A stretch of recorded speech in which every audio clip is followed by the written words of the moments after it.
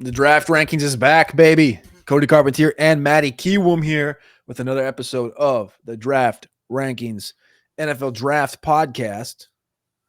Matty Kiwoom.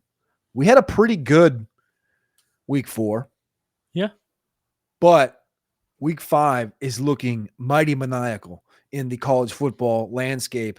We're a quarter away through the season when you think about the national championship being a 16 game season. We're a third of the way through the regular season, which is bananas and sort of depressing, but that means we're closer to NFL draft season. Risers and fallers in the 2026 NFL draft cycle. Today is where we're going to start with that. But I heard before the show, and I figured we might as well start with this. Literally thought of this off the cuff right now. We might as well start with this because Matty Kiwan brought it up. And my first instinct was, Matty Coom, are you really going to bet against Trinidad Chambliss in week 5 and the Ole Miss Rebels? I don't know, but you can't listen. Anytime you see like the top 4 team in the nation, undefeated LSU Tigers, getting money, getting juice on the money line, I know they're on the road. You immediately have to go, let me think about this. Garrett Nussmeier, one of these Heisman favorites, potential top pick overall in the NFL draft type. So you can't completely go away, but Trinidad looked good. The story of Trinidad's pretty sick too. His come up through the ranks, and just you love to see these kind of unheralded high school players finding a way, grinding away, getting themselves to the big stage, and then absolutely seizing the day once they get the opportunity. So to answer your question, I don't think I'm gonna bet against Trinidad. I don't think you can, but if this is Brian Kelly's year, this is the time you make a little bit of money. But there's a couple of games that maybe we'll get to later on. But it's interesting to get good programs like this getting a little juice. You don't get that often. Little juice for the LSU Tigers on the road at Ole Miss. That game's at 3:30 p.m. Eastern time kick. Trinidad Chambliss, for those that don't know, the quarterback for Ole Miss right now because Austin Simmons is banged up, was at Ferris State in 2024. Division II national champion twice, 2022 and 2024. He was the quarterback in 2024. He had 51 total touchdowns, 26 passing, a.k.a. 25 rushing touchdowns that last year for Ferris State and Trinidad Chambliss. So, no, I like it. I like the getting a little juice on the road. Ole Miss is interesting, man, because they always feel like they're in these games where they have the talent to do it, but they just don't always do it. And I thought you brought up an interesting point, given what LSU's gone through in the first quarter of the season and what those teams they've beaten look like, Clemson. And yeah, so I guess that's an interesting one. For me, I'm looking at this Alabama-Georgia game, and I'd like me some Alabama. And I know Georgia's coming off that big game against Tennessee. They both had buys. It's interesting how this thing unfolded, right? So both these teams had buys going into this Alabama-Georgia game. The first time Kirby has coached against Bama in Athens in his career as the head coach of Georgia. And Alabama is also a 3.5-point dog, of course, in Athens. Kirby said today that he thought that Ty Simpson was the hottest quarterback in the country. Not sure which direction that he took that in, but he did say he was the hottest quarterback in the country. I think Ty Simpson's on a heater as well. And I like Alabama in this game to cover the 3.5. I kind of like them outright, but I'm going to take them plus 3.5 on the road in Athens. I like that. I mean, Ty Simpson, if the difference between week 1 against Florida State and the other 2 games that they've played is night and day difference, even if you just like some of the analytics, he's really just turned things around in these last 2 games. And I know competition hasn't really been there, LA Monroe, Wisconsin, but you can only play the teams you have ahead of you. 7 touchdowns, 0 picks, back-to-back 90 grades on PFF. We really see Ty Simpson coming out dealing it. And, getting Ryan Williams involved. We saw him get a lot more involved in it last time they were on the gridiron. That's going to be huge.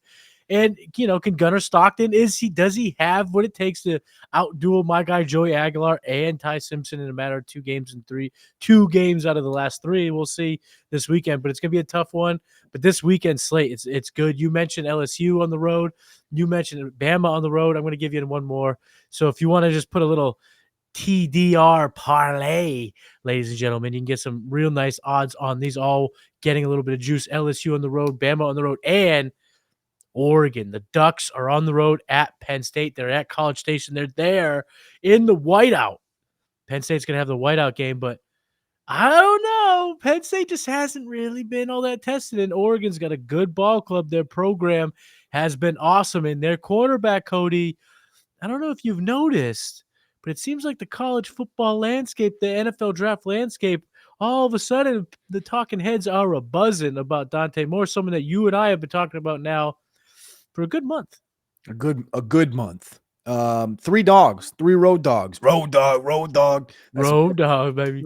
Tech Nine stuff right there. Alabama, Oregon, and LSU, all 3 road dogs. Now, again, that Bama one's a little tight. Georgia, that's going to be a dog fight. Oregon, I feel really good about that, man. Dante Me Moore too. looks fantastic. I think that overall, this Oregon team looks fantastic. I put a tweet out I think it was actually early last week, and somebody had asked, what's your one takeaway from the first 3 weeks of the season? I said Oregon's the best football team any way you slice it today. Now, I don't know if that'll be true in 12 weeks, but today I think Oregon's the best football team in America. And I got pushback from people about Oregon. What are you talking about? What are you looking at? What I'm like, listen, we could go through it all right now, but that's not what the show's about. The show's about prospects, risers, and fallers, but we're talking about Oregon at Penn State. I think they blitz them.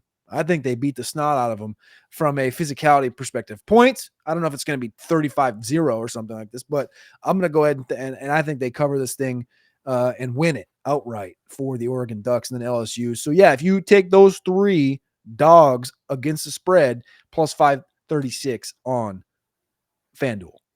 Yeah, baby. See, you come here for the prospect talk, but we also got a little bit of betting for your ass every so often. Woo! Money. All right. Risers and fallers from the first 4 weeks, the first month of the college football season.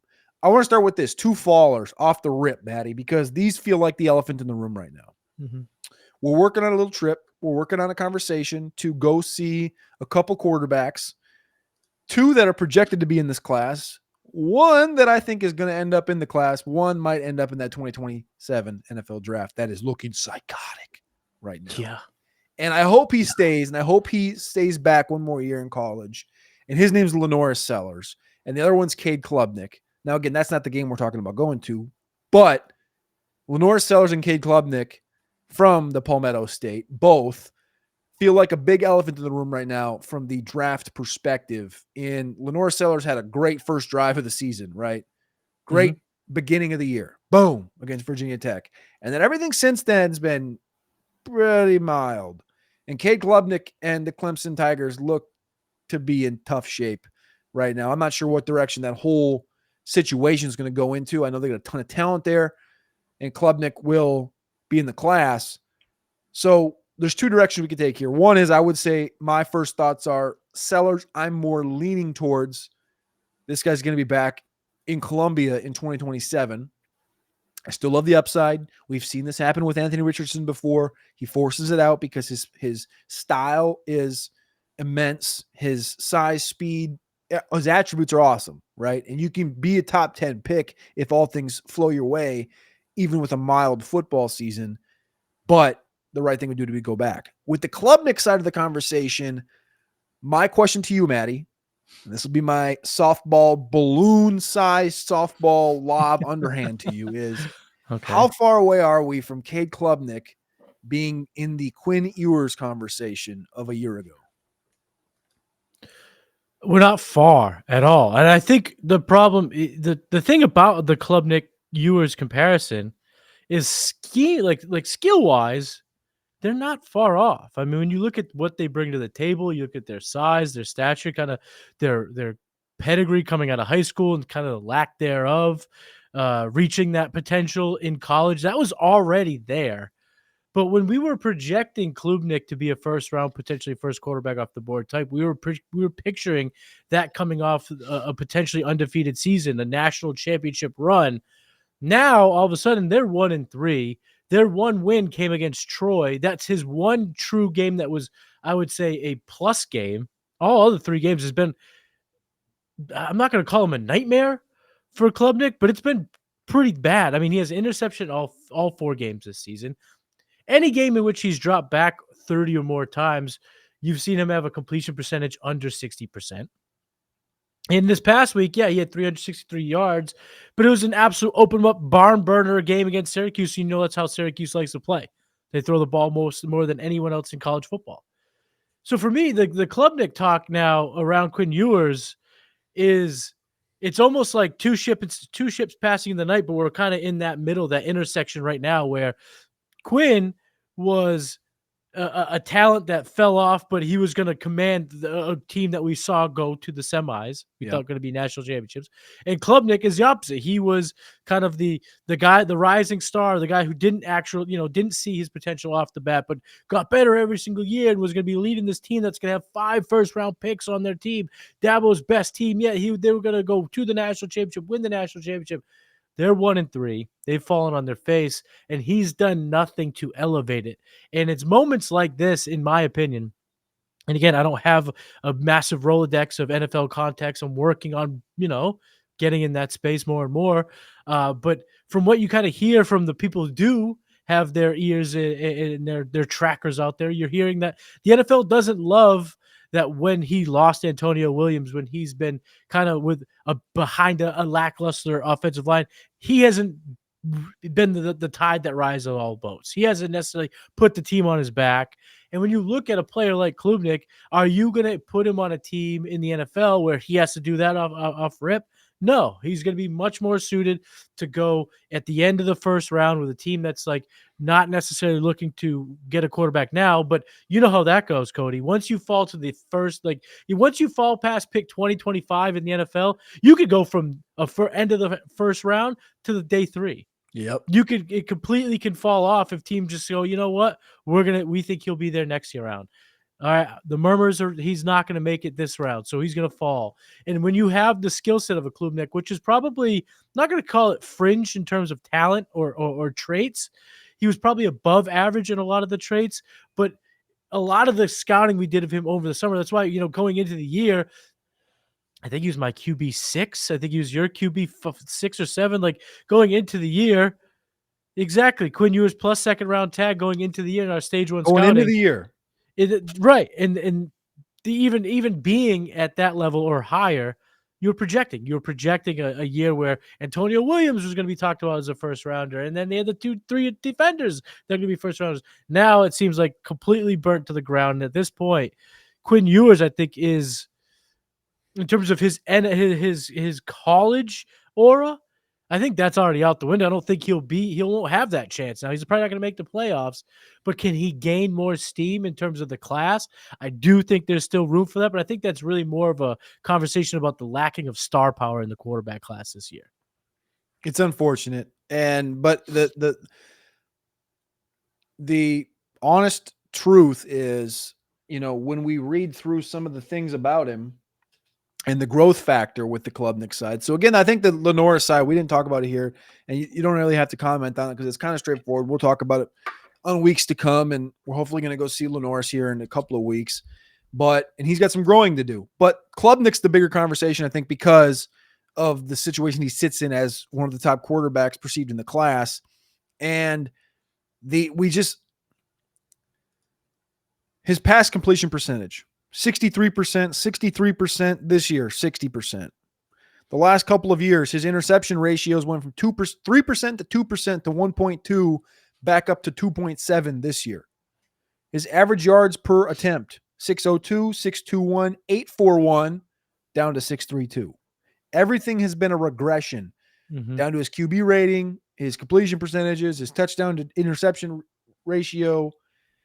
Now, he's a born winner, natural born winner. He's the first since Kyler to be a back-to-back state champion in the state of Texas, 3-time state champion at that. Like, he went to the same school as Drew Brees and that whole area where they, got Baker from, and Manziel was born, and all these guys. And he's got his 30th career start under his belt. All these positives on the Klubnik side. But you brought it up, 6'2", gonna be about that 2'8", 210 area. And I bring up Quinn. And one of the most recent draft classes we've seen, a guy that is from the same conference and had a pretty similar play style, was Kenny Pickett. Right? And we didn't all fall for it, but he was just kind of was given to us. And every year we have to have this conversation because, and saying it this way because usually every year you get like a crop of quarterbacks given to you. You just kind of have to deal with what they are. That's right. But you come to the recognition of like, well, you forget what you saw last year. You forget the Jaden Daniels. You forget the JJ, the Caleb. You forget all these different quarterbacks that you've seen that have been really high end quarterbacks. And I go back to just like notes. It's why you do preseason notes, and you're like, missing missing first read concepts. Doesn't look like he has much autonomy at the line of scrimmage. Takes unneeded chances. Like he has dynamic opportunities, but it's because of the players he gets the ball to. It's a slant route that goes to Wesco that goes 75. He's got a quick snap release. The strength is a question mark. Like those are things that can push you if you don't progress on them in 3 years. And by the time he's done, he's going to have almost 40 starts under his belt. Mm-hmm. That NFL evaluators are going to go, yeah, man, we see him 3 years, 40 starts. Arm strength never got better. Never looked like he got the autonomy at the line of scrimmage. He's a good runner, but not, the most accurate quarterback you'd want out of the pocket. Can he be an RPO guy? Sure. Carson Wentz, Kenny Pickett, Quinn Ewers. I don't know. I spent a first round pick on that. That's right. Second round. Yeah, we could do that, but we could also go this direction. And then that's like you said, you fall all of a sudden into that round 3 conversation. And like Quinn, for whatever reason, falls down to the 6th, 7th. I don't really understand how that thing happened, but it's more of the point that like we're just trying to understand and get to this point in this fallers conversation, because right now he's still mocked as a top 10 consensus player. And so that's why I wanted to bring up Cade Klubnik. Yeah, you got to bring just to touch base on Sellers. I think Sellers in a spot where when you kind of look at his passing metrics, they're, I think, better than people realize in terms of his completion percentage now on the year, 64%, kind of elevated by that injury, that game where he left early against Vanderbilt, but only 1 pick on the year. He's taking the care of the ball a lot better. The downfield passing looks to be pretty good. That 300-yard game he just had against Mizzou, maybe some of the best he's put on tape in terms of showing off the arm. Rushing really hasn't been there, but we're not, the NFL world that we like are not going to be looking too much to the rushing. We know it's there. So I think you could use this as a building block. And now if he does decide to go back to 27, which it seems like will be the case, unless the thing that happens that we talk about all the time is he's convinced to go because he's just going to be the number 1 quarterback by default based on the tools, that could get him out of there. But that's a conversation we'll have later on in the season. But so far, I think passing wise, I've seen some steps in terms of the evolution of Sellers that I've really been I don't know about pleasantly surprised, but definitely happy to see. Do you have a riser or a faller? I want to talk about the biggest riser for me on my board. That's Ruben Bain Jr. from Miami. Miami, as a program, have really just come to play this year, from Carson Beck, who I've kind of written off, who's now back in the forefront, could be in New York for the Heisman Trophy finalist type stuff, could be in the mix for the national championship. But Ruben Bain Jr., edge rusher for this team, has been absolutely diabolical. Leads the nation in hurry-ups. He's got 3 sacks on the season. Every single one of his PFF grades in terms of overall defense has been above 90 on the season. He's just been a disruptor. All 4 games, he's already just making his presence known. 17 tackles too, with considering he's really kind of a D lineman more than a linebacker, is impressive too, kind of middle of the road. But like I said, getting after the quarterback, showing off the hurries, just really just looking massive. 6'3". I can't wait to see what he weighs in at, because it just looks like when you've watched him over the course of the seasons, going back to his, phenomenal first year at Miami, and then maybe a little bit injury plagued hurt one last year, just seeing him develop in terms of the body, the frame, he's looking more and more like an NFL pick. And without the TJ Parkers and some of these other guys taking control of being that number 1 edge rusher, it looks like Ruben Bain's going to be not only the top edge rusher, but will be in play with the first overall pick. A quarter of the way in, this guy's looking like every bit of the real deal, every bit of the edge rusher that teams are going to salivate over and be willing to move up, trade a king's ransom for, or take with the first overall pick. He's becoming that type of player for me. And, I did have him obviously in my top 50 in my big board, but now he's going to be pushing the top 5 in my when 2.0 comes out. What do you think of this comp? Edge rusher, Okay. 2012, Okay. 18th overall pick, Okay. 6'2", 264. Bane's listed 6'3", 270 right now. This guy ran a 4.69. Melvin Ingram. Melvin I, Ingram at South Carolina. I don't His love it. final two seasons had 11 TFLs, 15 TFLs, 9 sacks, 10 sacks the last two seasons at South Carolina. In the NFL, remember those first couple of years were flat, but then he had 10 and a half sacks, 8 sacks, 10 and a half sacks, made a couple Pro Bowls. You don't like it? Style. I don't love it. I don't love it, but I don't. I'll be completely honest. I wasn't in my my NFL prospect bag back then, so I don't have notes on it. I don't have much to talk about in terms of the comparison of style. But I'm just trying to think of the trajectory. If I Justin remember Houston? correctly, eh, Justin. Yeah, but Justin Houston. Yeah, I guess I get that. Maybe a little bit more Justin Houston. The thing about Ingram, maybe I'm wrong on this. The reason why it felt like he kind of came out of nowhere. Melvin Ingram. If I'm not, if again, we're going back over a decade. I remember him not being like he just was like, yo, he's this guy's good. Look, he's big, he's fast. He was more toolsy than production over the course of his career. And I feel like Bane's a little bit more fundamentally sound because of how good he was his Yeah. first year as a playmaker for the Canes. Yeah. That's Where last year it kind of fell off, but he might have been hurt. He was hurt. Let's call it what it is. He was yeah. hurt. So I think that he's just more of like I always try to think of the guys who are touted as like the 5-star studs out of high school. If they remain on that trajectory, it's just you remember that. I don't remember Ingram being that, but again, over a decade, maybe I'm wrong. He was good, but yeah, you're right. He was not the first couple of years at South Carolina. He didn't do tiddly. So it was year 3 and 4 that he became kind of on the scene, and then year 4, his senior year, that he went pro. Obviously, we're going to see Bane go pro this year, I Yeah. would assume, and he's going to have 3 years under his belt. Last year's banged up, but this year he's already got 2 sacks, 4 TFLs. His freshman year, he had 13 TFLs, 7.5 sacks. If he gets up to that 10 sack category, I would bet Bane goes pro, especially with the depth in Miami right now. But yeah, he's up there at top of the conversation when it comes to pressures in college football right now and just being an elite prospect. Another edge rusher, I'll just ride with the same position because I had this guy's name written down last week, never talked about him. Edge rusher, really, how about this? How about we just say like riser? Ready? Texas Mm-hmm. Tech, period. Unbelievable. Everything. I Everything. mean, talk about what money can buy. They have went out and purchased themselves a nice football team. I was very impressed with that game against Utah. Very impressed. So very impressed because it was like dominance, and I was not expecting. Mm-hmm. The quarterback play is what it is. The Will Hammond thing can be conversed another day. My conversation is more towards David Bailey, who got another sack. David Bailey was in the transfer portal from Stanford this past year, and he was down to Texas and Texas Tech to where he would go, and Mm-hmm. Tech gave him more money. Texas at this point kind of wishes they had him.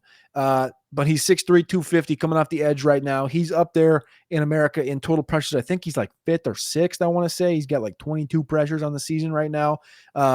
He's a big riser. I mean, you're going to get to a point right now with David Bailey. He's starting to crust himself into some first-round mocks. For sure. Jacob Rodriguez, the linebacker, who is just a tackling machine. He's not one that they paid to come in there. He's just 6'1", 230 pounds, just like Central Texas, West Texas, middle linebacker, bruiser. He had 127 tackles last year, 5 sacks, a couple forced fumbles, a pick. And this year he's kind of on the same pace right now where he's the leading tackler at 11 tackles against Utah. Again, 6'1", 230 middle linebacker. As far as the NFL draft conversation goes, we're going to need to see obviously some testing and things of that nature. But as far as the instincts go, we've seen guys with instincts in the NFL draft the last couple of years. I think there was a Rodriguez from Oklahoma State that kind of reminds me perfectly of that, where he had like 170 tackles that senior year at Oklahoma State, and he goes up to the Detroit Lions. And God, what was his first name that they drafted? Detroit Lion linebacker. James? What? Was it James Rodriguez? I The hate guy. Malcolm Rodriguez. Malcolm Rodriguez. That was there. So he's 5'11", 230. So again, 2 inches shorter than is Jacob for the Texas Tech. But yeah, Malcolm Rodriguez, he was a 6th round pick at 5'11", 130. And if you go back to the collegiate, so let me look at the collegiate stats, because I think Malcolm had like 170. I think it was like 170. My Something crazy. My Yeah. Google skills right now are usually pretty dialed. Horrible. Fingers are all over the board right now. 130, 54 assists, 76 total. He had 16 TFLs that 5th-year senior year, 3 sacks, a pick. Did Malcolm. And I mean, Jacob's obviously a year younger, much bigger, good athlete. Like, I'm not saying he's going to be a 1st, 2nd, 3rd round pick, but I do think it's a guy that's risen through the process. His name's getting more well known. We saw him be, feature conversation on the game this weekend against Utah. David Bailey, though, has had a phenomenal season. And then on the other side for Texas Tech on the defensive line, it's Romello Height. Romello Height's another edge rusher. Like, this whole defensive line for Texas Tech has been phenomenal this year. He's 6'3", 240. So just names to kind of know. Romello Height's been all over Auburn, USC, Georgia Tech. So bunch of risers on that Texas Tech defense. And I think we're going to get to know these guys even more as the season goes on, because this Texas Tech team right now, that was a big test against Utah this weekend. Now they have Houston. That'll be fine. It's at Houston. Kansas. Arizona State, who's not as good as they once was. Oklahoma State. Kansas State, who stinks. They'll be 10-0 at that point. Or 9-0, sorry, at that point. And then they have BYU at home. Was pretty good. That's going to be a great matchup. BYU in Lubbock against, at that point, it's probably going to be like the number 7 ranked team in America in Texas Tech. Maybe 6, maybe 5. And then UCF and West Virginia. Like, I think we're going to get Texas Tech in the playoff. And I think we're going to get a lot of these players with a lot more conversation as the season wanes. Yeah. I mean, they really were impressive. And that defensive unit, as you talked about, I just wasn't ready. I did not expect them to look so crisp, so good in that game over the weekend. So it's really tough to not have those guys, multiple players on their list. And like you said, Bailey, you're starting to hear every so often him potentially having that round 1 label. It seems like he's gaining more and more steam. I do want to talk about a faller here. This was a player that I had in my top 10, my first big board. He is going to fall potentially outside of my top 30. And I still think this guy could end up drafted very high in the first round because of the size. But Caden Proctor kind of stinks, dude. Caden Proctor might stink. And now you look at these 3 games in the season. In 2 of them, he's given up multiple pressures. He's given up a sack. He's given up multiple hurries in 2 of the 3 games. And I mean, we're not talking about we're talking about Wisconsin last weekend. He was mediocre at best against Wisconsin. He doesn't feel like he can handle the tackle position, certainly not left tackle. And what due to 6'6", I mean 6'7", like 370 pounds, is that going to be able to play on the interior?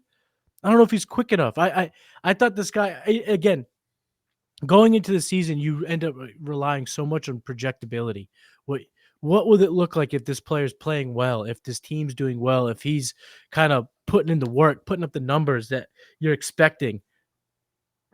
He's not. And now this goes his whole career. This is his 3rd year now. Number 1 tackle coming out of high school. One of the premier prospects at the position we've seen in a long time. And it's just, he's been okay, not good. And now 3 games in, a quarter of the way in, he's been okay, not good. And I'm starting to worry that he's just not the prospect that I had thought he could be. And we're not seeing the development around, a ridiculous frame that it has, even the athleticism, all that's there. So again, getting drafted high might be might be beyond the performance on the field. But what I see on the field is a guy who's just not that good. Well, I think he's good, but I do think that, I understand where your question is, and I fully agree with it as far as where he's at currently in his game and his progression. Kind of like the quarterback play we were talking about earlier, like the progression hasn't been to the point where you're looking at him and you're going, this guy's, at an elite level and he's going to be a locked in top 5 pick that we've seen a lot of these tackles do the last couple of decades. The one thing I'll say is Cole Kublik, who has the Cube Show, talked about this. He's played offensive line for Auburn, great analyst. He brought up that Caden Proctor hasn't gone through spring practice ever because he did the portal thing and then he was hurt. He went to like Iowa and back or whatever, remember? Yeah, I And he remember was that. hurt. Yep. So he's never been through a proper spring practice. He's never spring practiced or played the spring game or anything like that. So I think that's big as far as, cohesion with your offensive line, growing as a player. And then just like with that, being banged up. The best ability is availability. Always has been, always will be. Yeah. Your best ability is availability. And when your availability is like wishy-washy as all hell, it makes it tough to grow as a prospect. And yeah, you can have all the projection in the world. And how many times have we seen that fall flat on his face? Right? A lot. All-time busts. Jamarcus Russell, Robert Gallery, like things like the all-time busts have always been the most projectable, like this guy's going to be all-time because of talent and traits and projection. But again, if you're not dialed in 100%, you're not just going to waltz in and be the number 1 overall pick or the top 5 overall pick. Even Jeremiah Smith isn't going to waltz in and be a top 5 overall pick. He's going to face tough matchups like he's faced a couple of times the last year. You're not going to have always the best game, but it's how you grow and continue to build through that to how you get people to react and how you can grow as a prospect and, become more of a dominant force, I guess I should say, at the position. And I think Cade Proctor, jury's still out, definitely. But the idea that he was going to walk in and be the top dog, when we see guys like the Fano and Lomo thing from Utah, Mauiga from Miami, Mm-hmm. Isaiah World's pretty nice at Oregon. My boy Jennings Dunker has looked great for the Hawkeyes. Jennings Dunker, all-time name. Yeah, all-time persona, it feels all-time. Trevor Gooseby from Texas, like he could probably use another year to put some more bulk on, but Gooseby looks fantastic. You don't hear his name because he hasn't went against the top competition in the world. He'll get some against Florida and Oklahoma in the next 2 weeks, but that's like 5 other dudes that right now, 6 other dudes right now that are having much better seasons than a Proctor is right now. So I think that's key. I'll go running back here. And this is a running back that, I'll be honest with you, I loved coming into the season. This is a guy that, wait, is he not draft eligible? I thought he was draft eligible. Who? This would be a terrible take if I had this one pre-planned and he's not even eligible. He's not eligible. Shite nuggets. Ahmad Hardy. Oh no, yeah. He looks awesome though. I thought I heard redshirt sophomore on him. He's just a straight sophomore. Straight sophomore, yeah. He was a freshman last year. Yep. Well, I mean, I love Talk about him though, because he's been good. And what do we keep hearing about 27? The 27 class is loaded because of quarterback and because of wide receiver. Talk about the running backs, because there are now a couple running backs that are looking like this class is going to be even more nasty from top to bottom. Well, we're not going to get Jamal Roberts out, but Jamal Roberts and Ahmad Hardy, both the running backs for Missouri right now, are sick. And when you look at Ahmad Hardy, so last year I first was privy to him. Obviously, I covered Texas. Was the UL Monroe game he played against Texas in 2024. And he's a stud. And it was pretty apparent he's got the quicks after that game. He really took off. Didn't really do a lot against Texas, but he took off after that. And coming into the season, I had him on my SEC all preseason roster. And it wasn't a hot bet. When you look on Prize Picks, like the numbers for Ahmad Hardy, Maddie, can you guess what the again, starting running back from Missouri? I assume you didn't know this number, but I want to say, going into the season, what would you guess the Ahmad Hardy 12-game rushing total would be set at on Prize Picks? 850? Yeah, 800. Oh wow. 800. The guy has 600 yards, 601 yards in 4 games. Yeah, that's why, no offense to Prize Picks, but that's why we like to pick on Prize Picks. They can drop out some lazy lines so often. You can kind of take advantage. I love Prize Picks. Use promo code Orange Bloods when you sign up. Ahmad Hardy. I don't have promo code, so I don't have to say shit. Prize Picks. No, you're good. Ahmad Hardy's been a menace. Yards after contact this year. Big stat that everyone uses to reference like Ashton Genty and Cam Scadaboo. 458 out of his 601 yards after contact. 37 missed tackles forced in 4 games. 34 in the last 3 games against Kansas, Lafayette, and South Carolina. So taking out that Central Arkansas game from week 1. He's a dog, man. This guy's shot out of it's really interesting when you look at this. When you watch Ahmad Hardy and you look at it versus every other running back in America, there's guys that like have their play styles, right?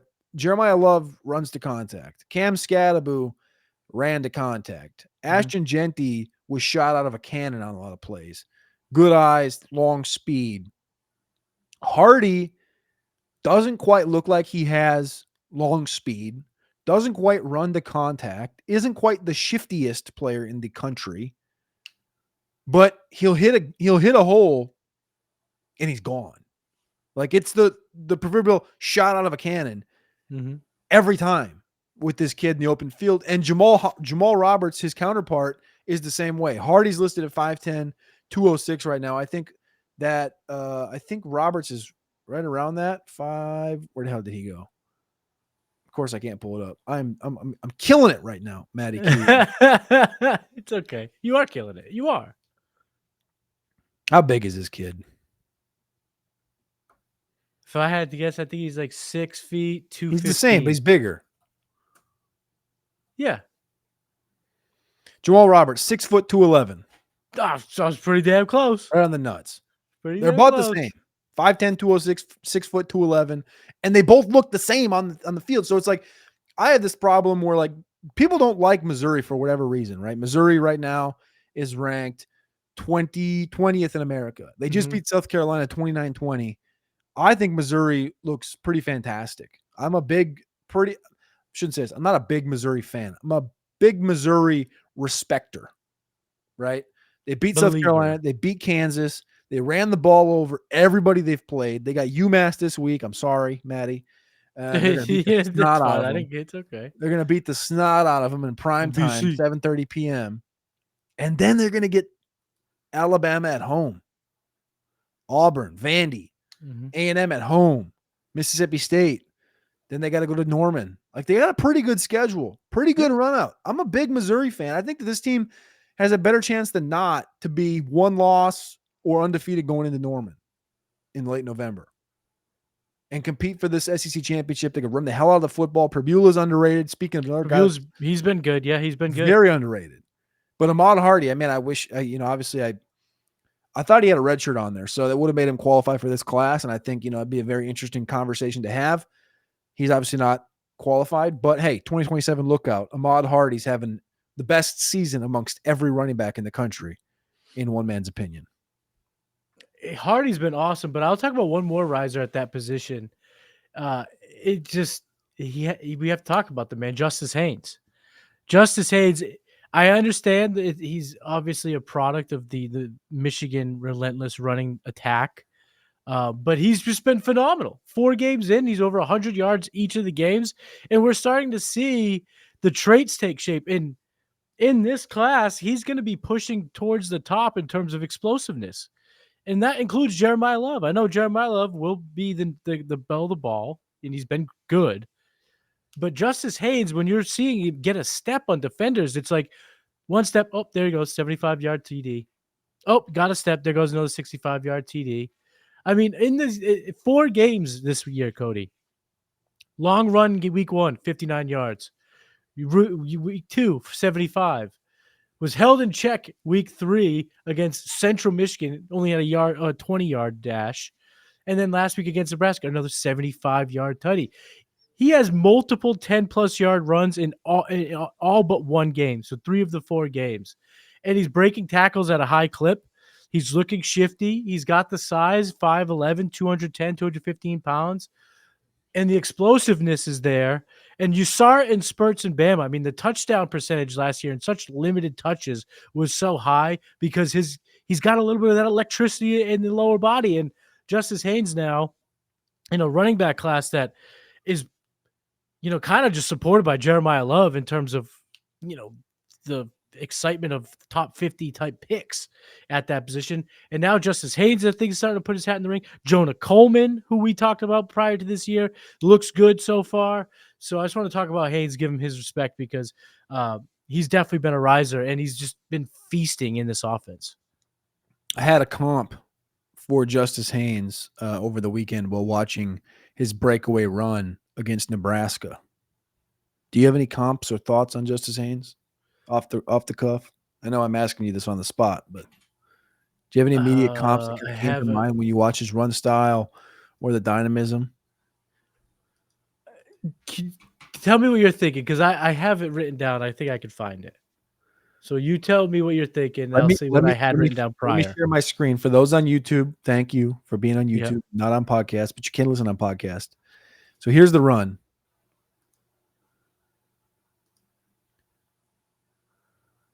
All right. Now I'm going to stop sharing because I don't want to get monetized. You usually get Yeah. about 7 seconds before that happens. Yeah, smart move. Smart move. J.K. Dobbins. That's good. That's pretty good. That's pretty good. I don't have it. I can't find it. I can't freaking find what my comp was, but that's a pretty good one. I think I can't remember who I had written down. Can he compete with Jeremiah Love for the top spot? Are you worried about Jeremiah Love? No, I'm not worried about him because you see it. You see it in clips. I don't think it's been there in terms of the production throughout the course of the season, but for Notre Dame, it's just been kind of weird so far in terms of Because they're they're playing real competition. 1-2, and yeah, well, I mean they're 1-2, but they're ranked.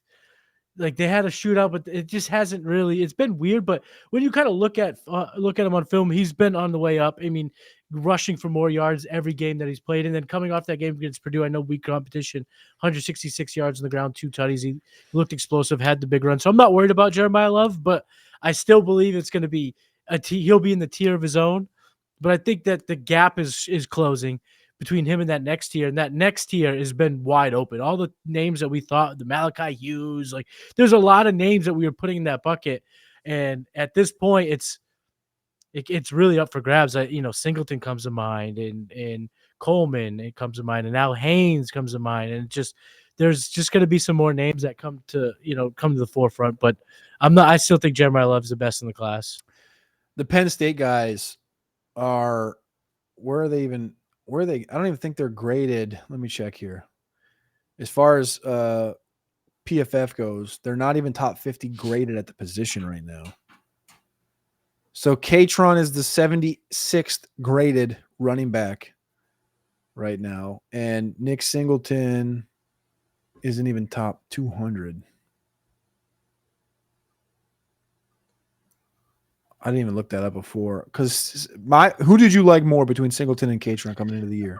I like Singleton. I thought he had more traits. I thought he had more ability as a pass catcher, similar size, dominant, like a strong run style, even though Katron's kind of the short yardage in terms of how they're used. But I felt like Singleton still had the ability to do that at the next level. So I've been much higher on Singleton.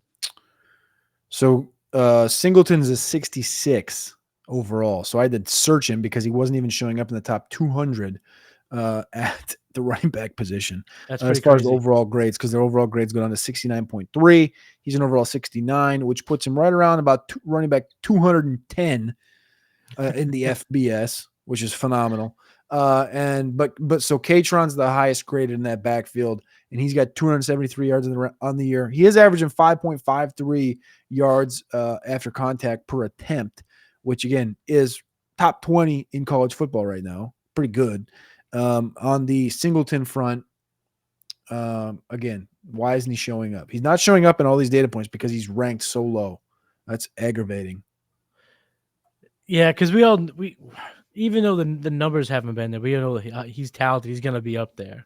2.4. Only 3 missed tackles forced on 41 carries this year. That's like not like it. That is kind of gone again. Well, I mean, it's still early in the season, That's but down from that's way down. 3.54 yards after contact per attempt. 2022 was best year of 4.58 yards after contact per attempt. Last year, 33 missed tackles forced in 16 games, 15 games, and this year he's got 3 missed tackles forced in 3 games. Mm-hmm.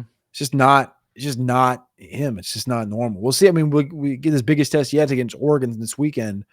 Katron and Nick Singleton, and of course Drew Aller. I mean, I don't even want to have the Drew Aller conversation until after this weekend because There's no conversation to have at this point. I don't think there's a conversation to be had at this point. Any other thoughts before we close the door on week 4? I'm kind of intrigued by some of the wins that we saw in week 4, namely Indiana. We talked about it briefly at the end of last episode. I thought the game would be a lot closer. It was an absolute bully beatdown. Fernando Mendoza looked fantastic. My guy Elijah Surratt was the best pass catcher, one of the best players on the field that day. And I just really opened my eyes because we knew Kirk. I mean, if you Google him, you knew Kirk Cignetti was a winner, right? And then he handpicked Rourke, and it was good, not great. So you're like, okay, what is it going to look like? Because he handpicked Fernando Mendoza from Cal, brought him in. Reports were it was Cignetti's idea for him to not go to the Manning Passing Academy because they wanted him to work in-house, keep it a secret. And now we're kind of seeing why. I mean, I did not expect them to be able to insert the dominance that they did against a top 10 team in Illinois, a team that was, coming off double-digit wins a year ago, returned, 15-plus starters on that team. And they dragged them out to the corner. They dragged them out to the Meadows and put one, where, just took those guys out. Absolutely, absolutely annihilated them. Completely knocked the Fighting Illini off their pegs there. And I was just shocked. Now it's, what we'll see from them in the Big Ten. I assume they were kind of that tier down, but now with Oregon versus Penn State in week 5, does the loser of that game, can we kind of look at them on the same level as the Indianas? It's very, very, very. It was a very eye-opening performance for the Hoosiers. So Illinois beat Western Illinois, Duke, and Western Michigan the first 3 weeks. Walked them all. Was ranked 9th in America, and got absolutely drug across the floor, back of the head, behind the woodshed, spanked, walked. All the sayings. Everything. They got all the sayings. At home. At Indiana. At Indiana. In Bloomington, where is this? But they dropped from 9 to 23 in the AP. Fragile. Why are you ranked? Fragile. Why are you ranked? That's my question right there. And number 2, you bring up big games from this weekend. Very conversed both directions was Auburn, Oklahoma, right? Because there was a couple of, penalties, a lot of penalties from Auburn, a lot of sacks from Oklahoma. We could talk about Armace and Thomas, maniacal. Jaden Jackson, maniacal. Like sacks out the wazoo in this game. But Oklahoma beats Auburn by 7 late, and Auburn was ranked, and Auburn falls out of the top 25. They have the best win, I would argue, between both Illinois and Auburn. They beat Baylor in Waco. That's better than beating Duke at Duke, last I checked. Now I know Duke has what's his nuts from Tulane. I get that, but they're both good wins. But how come Auburn falls outside the top 25? I know they were only like 20 or 19 last week. 22. Sorry. They go to Norman and they're neck and neck until the end. And that last touchdown happened with 4:54 left in the game. And then they give up a safety with a minute left. They were winning with 7 minutes left in that game. They were winning with 5 minutes left in that game. And Auburn falls out. I don't know. I don't get it. I think the AP's dumb. And you know what it is? And I think Auburn's one of the best teams, like as far as top 25. I know they're ranked. I think they got the most votes, not in the top 25. So it's not that big of an argument here. But it's still stupid to have Illinois ranked. You got beat by 50 points, Yes. Yes. and you were No, ranked top 10. this is why. This is exactly why. Put your tinfoil hat on. Follow me for a little journey here. Put yourselves in the AP poll, the people's shoes. It's just people backing up their their poor ranking last week. That's all it is. Is no one gave Auburn any hype coming into the year, so it's just easy to throw them aside. People were hyping Illinois. They had them as a top 10 team. Look at who they played. I don't think anyone in that room putting them in the top 10 could say it with their chest, if you know what I mean. So now they get absolutely dog walked, and it's just people going, well, they're 23 still because I ranked them 9 last week. It's just people backing up their votes. It's all it is because there's nothing in that profile right now that should make them a top 25 team. I'm sorry. I'm sorry. Washington's not ranked. Washington's at least undefeated. There's plenty of teams that should be ahead of them, in my opinion, after that one loss. But this is what we're in now. The people make the vote. They want to protect their vote. And I do think having an opinion matters, and the AP has an opinion. But just so we're clear, coming into the week, and I can talk about it because I put my name next to my rankings every single week. I post them on Twitter in an article on X. I had Illinois coming into the week as my 25th ranked team into the week before the loss. Now, mind you, I did have Indiana 28, but I didn't think either team was properly rated. Right. I don't think either team is that great.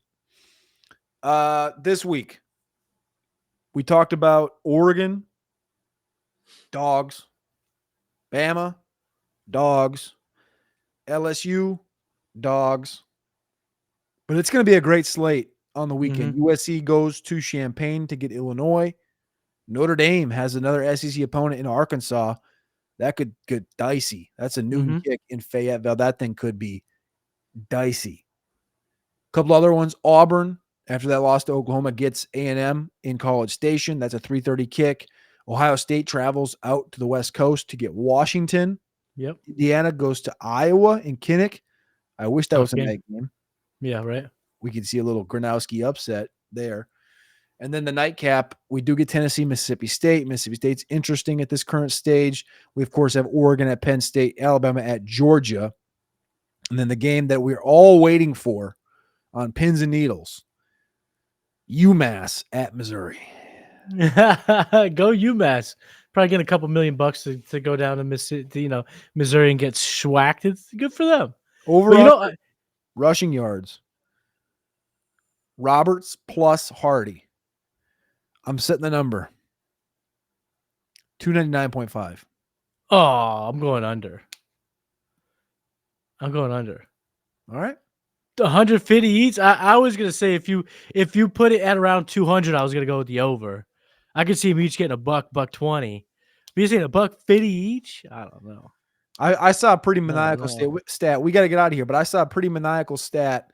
I got to see if I can find this thing. I think I bookmarked it from the Missouri rushing stat. Missouri rushing. Where was it? Can I pull it up? Come on. Find it. Do it. Do it now. I can't find it. It was a picture of their coach, and it said something about their yards after or I can't remember what it was. Damn it. Missouri stats. I don't know if I can find it. But anyways, I do think that they are 299.5. I feel good about this. So last week, let's see here. Game by game, really quickly. Last week against South Carolina. Hardy had 138. Roberts had 76. So 214? 214, 204. The week before they played the Raging Cajuns. They combined for 296. Jeez. The week before against Kansas, they combined for 255.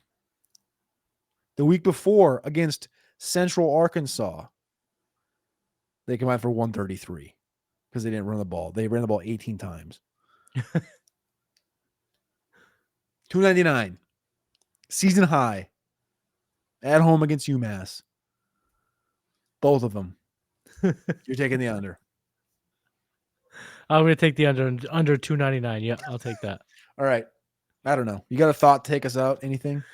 No, it's just we're starting to see things develop here. We're like you said, a quarter way in, a third of the way in, however you want to dice up the schedule.